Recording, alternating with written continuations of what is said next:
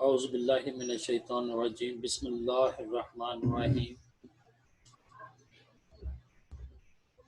Superior group of colleges کے programme learning management system میں on line classes میں ہم آپ کو خوش آمدید کہتے ہیں۔ میرا نام محمد سعید انجم ہے اور ہیڈ آفس سے میرا تعلق ہے۔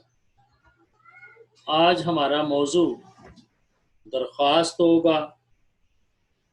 یہ پرچہ سال اول کا سوال نمبر 7 ہے، جس کے کل نمبر 10 ہیں۔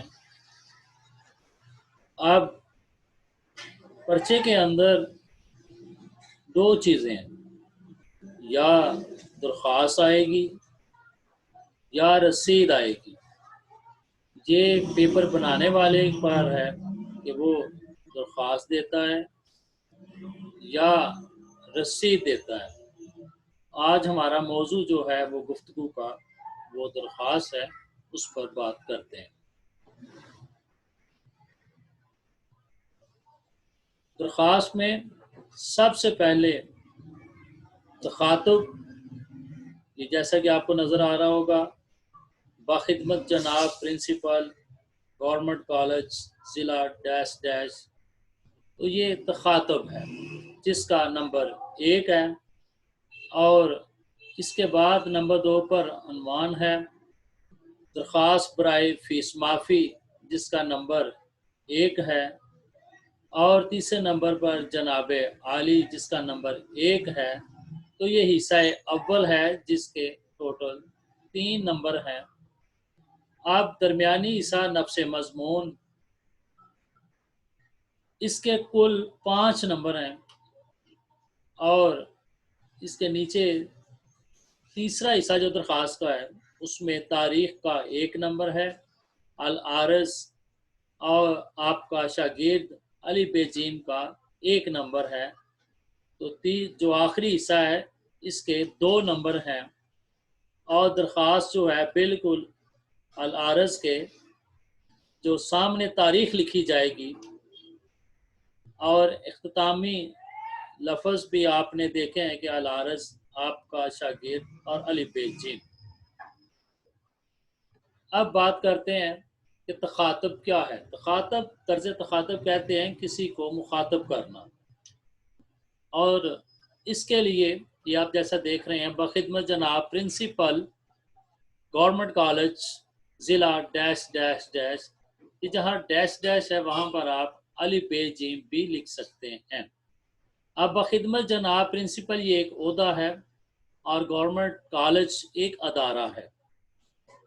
یہ آپ اگر اپنے کالج کے معاملات میں لکھنا چاہ رہے ہیں تو آپ کو کالج کے ادارے کا جو بڑا عہدیدار ہے پرنسپل، اس کو لکھنا ہوگا۔ اب اس میں ایک جو خرابی ہے وہ یہ ہے کہ کچھ طالب علم جناب پرنسپل صاحب لکھ دیتے ہیں۔ اب اس میں ایک چیز جو ہے وہ غلط ہوتی ہے، دونوں کا لکھنا۔ ایک لکھنا چاہیے، یا تو لکھیں جناب پرنسپل یا لکھیں پرنسپل صاحب۔ اس لیے جو آپ کو اچھا لگے وہ آپ لکھ سکتے ہیں، جناب لکھیں یا صاحب لکھیں۔ اب اس کے بعد اگلا ایک اور آپ کو مثال دی جا رہی ہے، باخدمت جناب پوسٹ ماسٹر جی پی او ضلع ڈیش ڈیش، یعنی کہ پوسٹ ماسٹر یہ ایک عہدہ ہے، جی پی او ادارہ ہے، جنرل پوسٹ آفس، اور ضلع ڈیش ڈیش جو بھی آپ۔ اس کے بعد باخدمت جناب ایس ایچ او تھانہ گلشن قائد ضلع۔ اب اس میں یہ ہے کہ آپ نے اگر کوئی آپ کو دوسرے معاملات، کو کرمنل معاملات ہیں، کوئی جرائم سے متعلق مسئلہ ہے، یا کوئی آپ کی اپنے ذاتی مسائل ہیں، تو اس کے بارے میں اگر آپ کو پولیس کی مدد درکار ہے تو اس میں آپ تھانے کے ایس ایچ او کے نام، ایس ایچ او ایک عہدہ ہے تو آپ اس کو لکھیں گے، اور اس کے بعد آپ کا جو ضلع ہے یعنی کہ تھانہ گلشن، یہ پورا اس کا نام ہے، اس کے عہدے دار ایس ایچ او کے نام لکھ کے آپ اپنا درخواست جو ہے وہ دے دیں گے۔ اب اس کے بعد नंबर 2 पर अनवान की बारी आती है। तो अनवान में ये आपको एक सुर्ख बॉक्स के अंदर जो लिखा हुआ है, ये लिखने का अंदाज गलत है। अब इसमें गलतियां क्या हैं? अनवान लिखा, आगे राब्ता की अलामत लगाई और उसको अगली लाइन पे जाके लिख दिया, ये गलत है। अब दूसरे में गलती क्या है कि अनवान लिखा और उसके आगे आपको राब्ते की अलामत देनी थी, आपने तफसीलिया की वजाहत की अलामत लगा दी और ये भी गलत हो गया। अब जो ठीक लिखा हुआ है, वो जिसको सबस से टिक किया गया है, सबस के साथ बताया गया है कि दरख्वास्त बराए फीस माफ़ी, और नीचे लिखा है फिर अनवान फीस माफ़ी और अनवान फीस माफ़ी की दरख्वास्त, ये ठीक है, ये दुरुस्त है। अब इसके बाद एक और बात इसके अंदर कि हम बराए की जगह बरा लिख देते हैं और वो भी गलत है।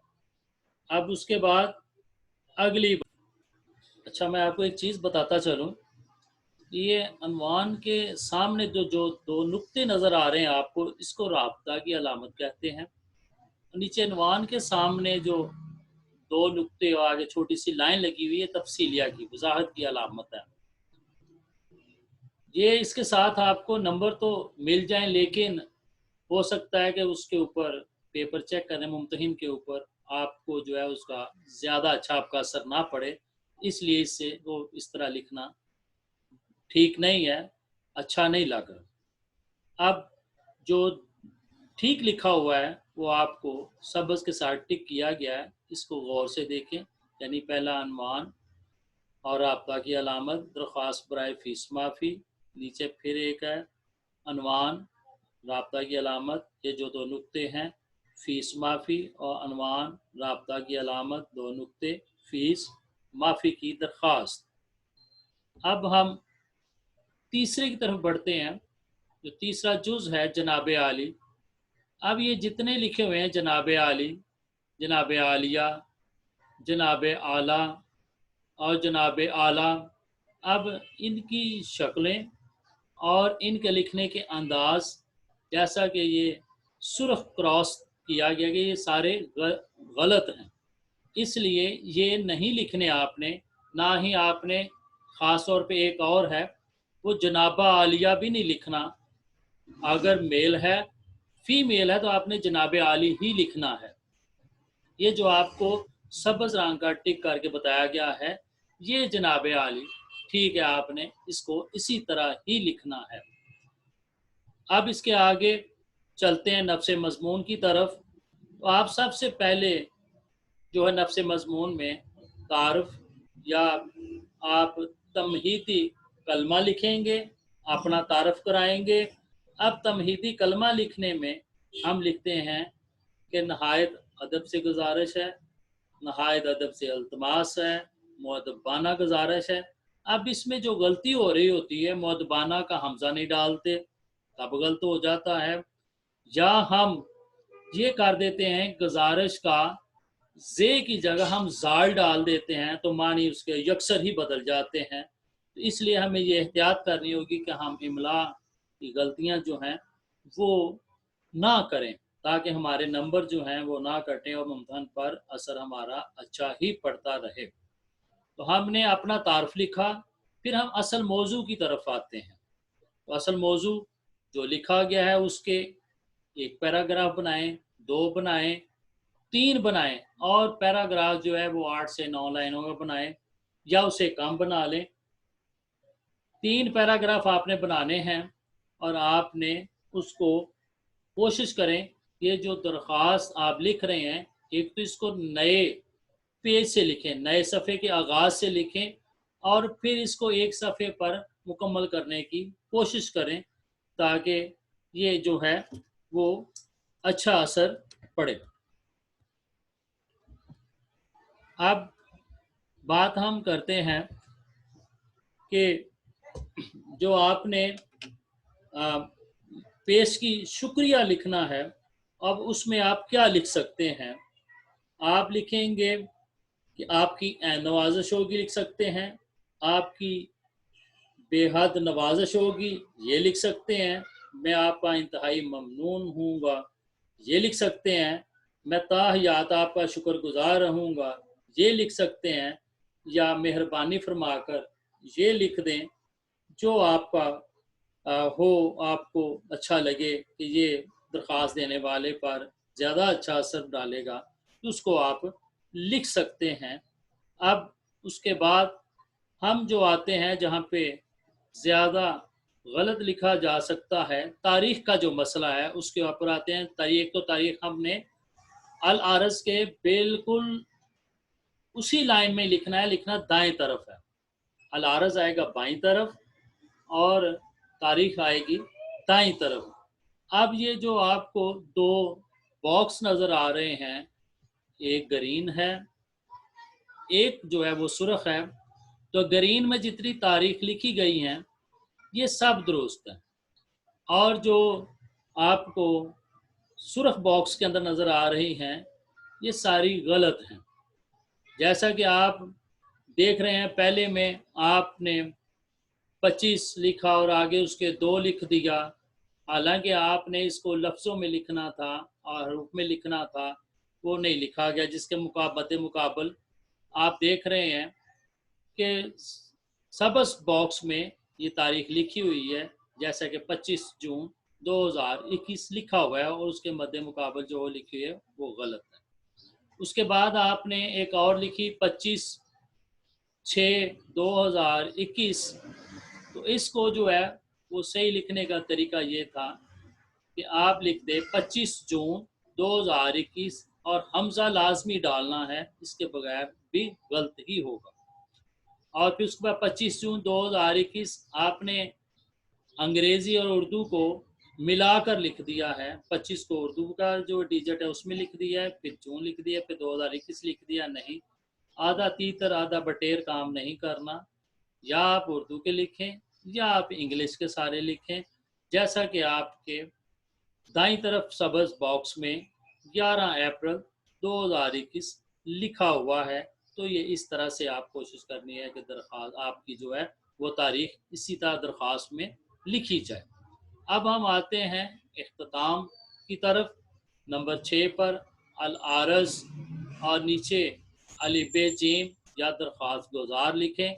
यहाँ पर भी एक छोटा मसला ये हो जाता है, दरख्वास्त गुज़ार ज़ाल से लिख देते हैं। नहीं, ऐसा नहीं करना, ये ज़े से ही लिखा जाएगा, और ये नहीं लिखना कि दरख्वास्त गुज़ार भी लिख दें, अल आरज़ भी लिख दें और नीचे जाकर अलिफ जीम भी लिख दें। तो ऐसा नहीं करना, जो सब्ज़ बॉक्स में लिखा हुआ है यही दुरुस्त है, और इसी को आपने लिखना है इसी तरीके से। ये हमारी दरख्वास्त थी, और हम इंशाअल्लाह अगले लेक्चर में दोबारा मुलाकात करेंगे। तब तक इजाज़त, शुक्रिया, अल्लाह हाफ़िज़।